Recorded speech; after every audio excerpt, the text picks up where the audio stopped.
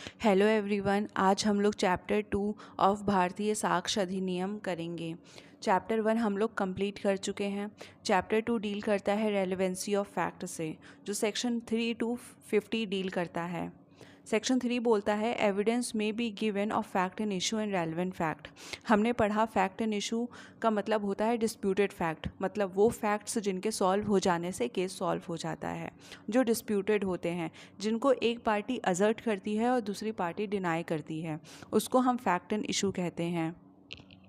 Relevant fact वो fact होते हैं जो कि फैक्ट एंड इशू से कनेक्टेड होते हैं और वो फैक्ट एंड इशू के एग्जिस्टेंस और नॉन एग्जिस्टेंस को बताते हैं, तो उन्हें हम रेलेवेंट फैक्ट कहते हैं। सेक्शन 3 कहता है evidence may be given in any suit of the proceeding of the existence or non existence of every fact and issue and of such other facts as are hereinafter declared to be relevant and of no other।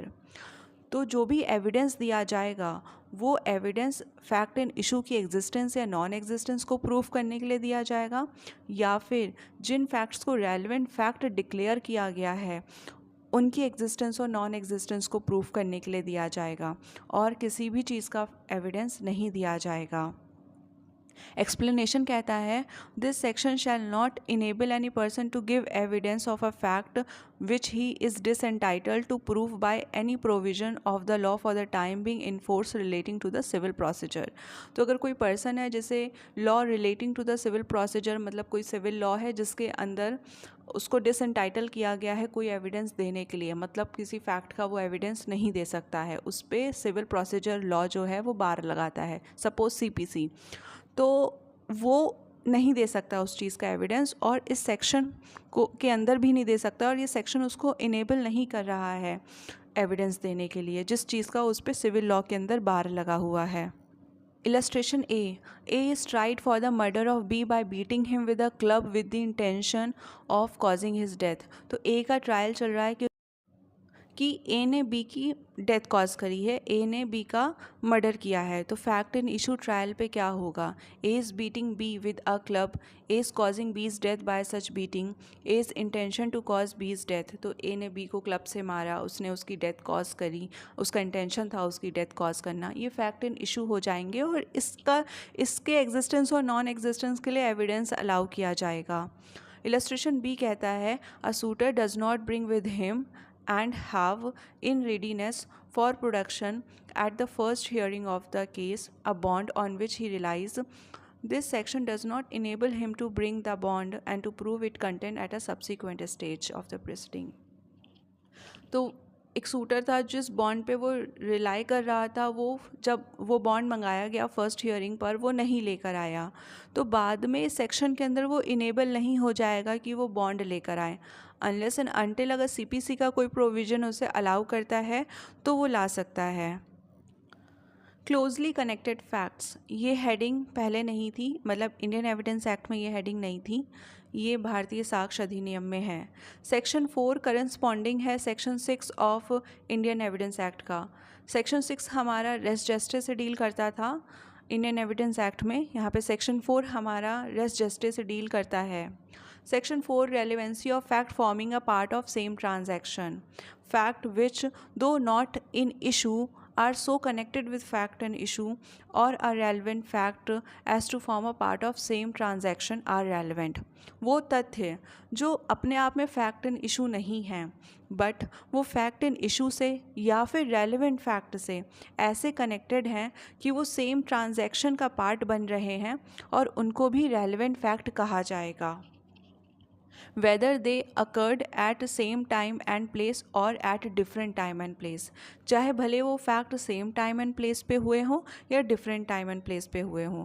ये section 4 उन facts की बात कर रहा है जो अपने आप में तो डिस्प्यूटेड नहीं हैं बट ये डिस्प्यूटेड फैक्ट से कनेक्टेड हैं या फिर रेलेवेंट फैक्ट से कनेक्टेड हैं और एक सेम ट्रांजैक्शन का हिस्सा बन रहे हैं, उनको हम रेलेवेंट फैक्ट कहेंगे और वो भी रेलेवेंट हो जाएंगे। इलस्ट्रेशन ए कहता है A is accused of murder of B by beating him. A अभियुक्त है कि उसने बी का मर्डर कर दिया, उसको बीट करते करते उसका मर्डर कर दिया।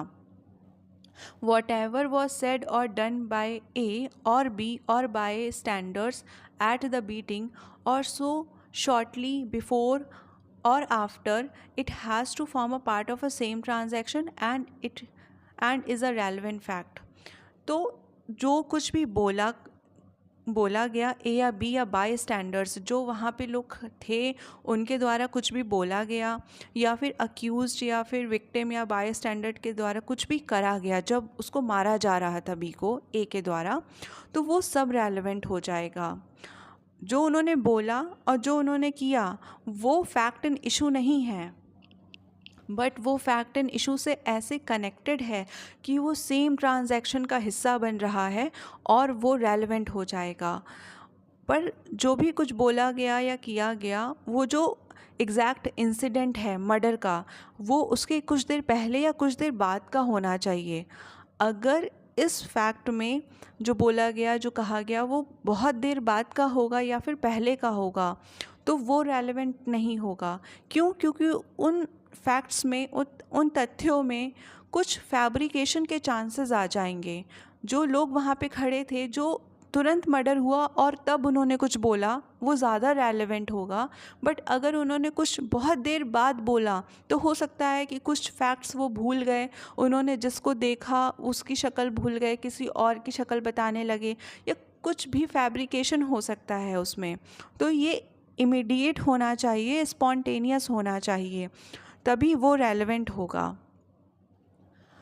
इलस्ट्रेशन बी कहता है, is accused of wagering war against the government of India by taking a part in the arm insurrections in which property is destroyed, troops are attacked, and jails are broken open. The occurrence of these facts is relevant as forming a part of general transaction, though A may not have been present at all of them.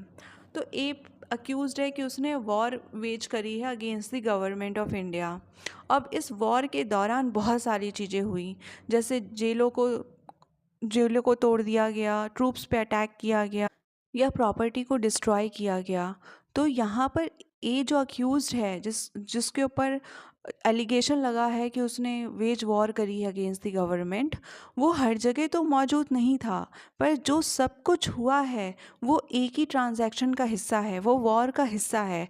तो ये भी relevant हो जाएगा उस ए के against, चाहे भले वो हर जगह मौजूद नहीं था। Illustration C. A's use B for a label contained in a letter forming a part of correspondence. Letters between the parties relating to the subject out of which the label arose and forming a part of the correspondence in which it is contained are relevant fact, though they do not contain label itself. तो A ने B को sue करा कि उसने label किया है, मतलब defamation करा है, और जो डिफर्मेशन राइटिंग के थ्रू होता है उसे हम label कहते हैं। तो और उनके जो दोनों पार्टीज़ हैं और भी, उनमें क्या होता था, लेटर एक्सचेंज होते रहते थे। तो उनमें से किसी लेटर में डिफर्मेटरी आर्टिकल था, तो वो सारे लेटर्स जो हैं वो रेलेवेंट हो जाएंगे, चाहे भले ही हर एक लेटर में तो डिफर्मेटरी आर्टिकल नहीं था, डिफर्मेटरी स्टेटमेंट नहीं था, बट वो सारे लेटर क्या हो जाएंगे, रेलेवेंट हो जाएंगे। क्यों? क्योंकि वो एक सेम ट्रांजैक्शन को फॉर्म कर रहे हैं, और जो एलिज्ड है कि हाँ एक लेटर में डिफेमेटरी स्टेटमेंट था, वो उसी का हिस्सा है। जो भी लेटर उनके बीच में एक्सचेंज होते थे वो उसी का पार्ट है, तो वो सारे लेटर्स क्या होंगे, रेलेवेंट हो जाएंगे, उनका एविडेंस दिया जा सकता है। Illustration D. The question is whether a certain good ordered from B were delivered to A. क्या जो ए ने गुड्स को ऑर्डर किया था वो बी के द्वारा ए को डिलीवर किए गए हैं। The goods were delivered to a several intermediate person successively. Each delivery is a relevant. तो जो डिलीवरी होनी थी, ए तक आनी थी, वो बहुत सारे पर्सनस के थ्रू आनी थी, इंटरमीडिएट पर्सनस के थ्रू आनी थी। तो वो हर एक डिलीवरी क्या हो जाएगी, रेलेवेंट हो जाएगी, क्योंकि वो सेम ट्रांजैक्शन का हिस्सा है। Thank you.